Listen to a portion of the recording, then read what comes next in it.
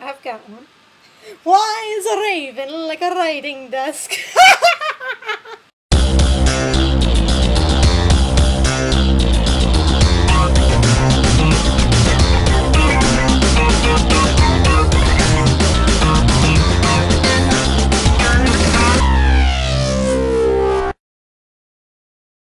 You want to be very careful, John, in your examination. You and I have discussed this because I've done a lot of work in Papua New Guinea in relation to sightings of creatures much like this.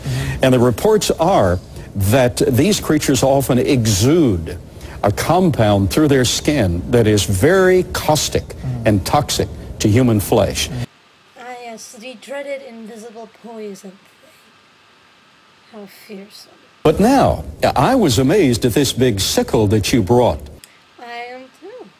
I bet I could get a healthy drink from it. Tell us about this plesiosaur. You have some exciting information. Well, the plesiosaur is really an exciting animal too, because Noah only took on the ark air-breathing land animals. Land-based. Right. Terrestrial. Okay. Right. And I wonder how he managed to fit the whales. so the thing is, he didn't take any whales, he didn't take any sharks, he didn't take any fish. You would be wrong there, my friend. Whales breathe air, as do dolphins. So how did he do that? Out of curiosity. Even though we have fossils of all of these, because some of them got buried in mud, but the thing is, you only needed 2 of them just to continue to reproduce. So there was no point in having them on the ark. Well, yes, a male and a female could, in theory, reproduce the whole population. But as we've seen with jaguars, the implications and the problems that arise from inbreeding are many and great. You don't even have to look at jaguars, as a matter of fact. Look at the great empires of the 19th, 18th, and 17th centuries. Many, many of them fell because their rulers were all very sick because of inbreeding. But the plesiosaurs, or Alamosaurus, is a type of dinosaur living in the waters. And we think it's very much like the famous Loch Ness Monster. Yes. Oh, we're back to that again. Has been cited over 11,000 registered sightings in 100 years. The park guard, Alexander Campbell, has seen it 18 times in 47 years working there. No, he only thinks he's seen it that many times. You can't really be sure. A young man, Arthur Grant, a university veterinary student, in 1934 almost crashed into the monster at night while he was on his motorcycle. Arthur Grant was on the motorcycle, not the monster. Oh, yes, okay. yes. And keeping the audience awake. Now, the thing is people don't realize that there are some 50 lakes in the world today where there are sightings of large, unknown sea creatures. Lake Champlain between New York and Vermont, there's Champ. Indeed, we certainly need it. No, there are 50 lakes where people claim to have seen monsters. A lot of these can be explained by simple things like seals going through the water up and down together, and their synchronization makes it appear as if they are a giant serpent. Even though they are not one, they are many. And they're not half that big. By the way, that photo of Champ was a fraud. Then again, I suppose such evidence is all you really have to work with, Mr. Pendleton. And while we're at it, even if these were living plesiosaurs, how does this prove creationism? Evolution does not imply the destruction of a creature after a set number of years. Evolution merely says the genes that work are the ones that get carried on. Simple as that. Time marching when you're having fun, it marches fast. Let's get some verification of what we're talking about.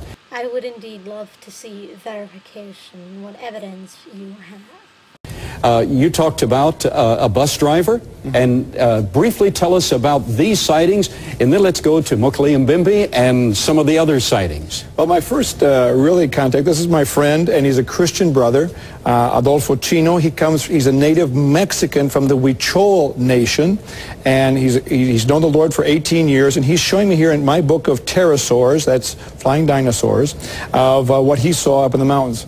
This man's a bus driver, and what he saw at 2 in the afternoon in 2002 coming down from the mountains there in central Mexico. And a rempharinchid type creature with a long tail. And how large was this creature? It was about 17 to 20 foot wingspan. Incredible. Just 60 feet from the bus.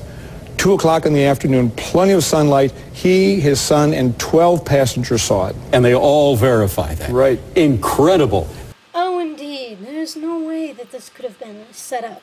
Being your friend, Mr. Pendleton, this man certainly is to be trusted, and there's no possible way you could have organized him to have at least pretended to have seen it, because there's no way you could have told a friend exactly what you were looking for. You're going to need better evidence than that, I'm afraid.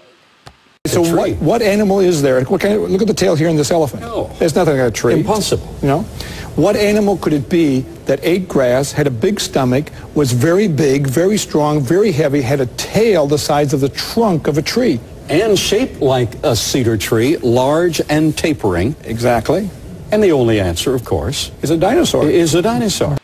Oh, please, don't insult me. Brachiosaurus did not eat grass. It would not have been a filling meal worth the energy of craning that long neck down to pick it up and eat it. Brachiosaurus ate leaves from the trees. But not any dinosaur, preferably a Brachiosaurus. And by the way, if you can see this here, these are adult hippopotamus and elephant. In size reference. Exactly. The Brachiosaurus was one of the, if not the largest dinosaur that there was. No, this thing did not have to be a Brachiosaurus. It could have been anything, including something the ancients just made up, which they were very fond of doing. I know. By evolutionary theory, which you and I have both studied and have been propagandized with. Well, obviously you must not have been very good students of evolutionary theory. These dinosaurs, this one died out about 140 million years ago, according to evolutionary theory. The last dinosaur with T-Rex and the pterodactyls, Allosaurus, etc., died out some 64 million years ago. Evolutionary theory does not state that. The theory of the extinction of the dinosaurs states that. In fact, the fact that the dinosaurs went largely extinct, probably entirely, states this. And that states it as a fact, because we don't have one reliable specimen of a dinosaur in captivity.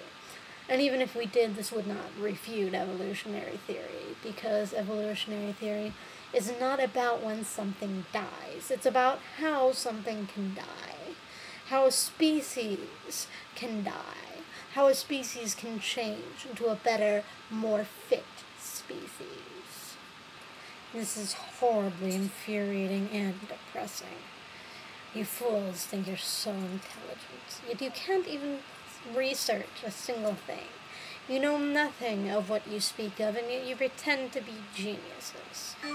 I have no time for such fools, and no time truly indeed now. I will be off. Farewell.